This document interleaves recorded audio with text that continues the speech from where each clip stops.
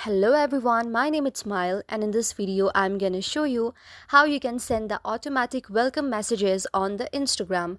So to know how you can do it, watch this video till the very end. First of all, make sure you have installed and updated the latest version of Instagram on your device. So after that, simply open and log into your account and tap on your profile on the down right side. On the top right side, you will see the very three vertical lines. Just tap there. Now tap on business tools and controls. But before this, make sure that your account is already placed as an business account, because if it is not, then you cannot follow this very video. So after you already convert your account to a business account, simply tap on the three vertical lines and go to the business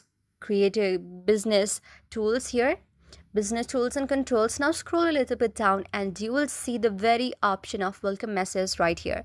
Tap there, and then what you can do is, hello there.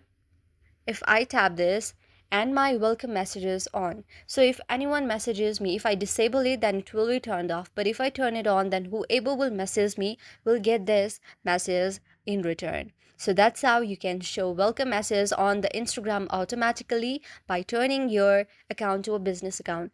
Hope you like the video. If you like the video, then please do hit the thumbs up and subscribe button, and also comment on the comment section below. Thank you for watching.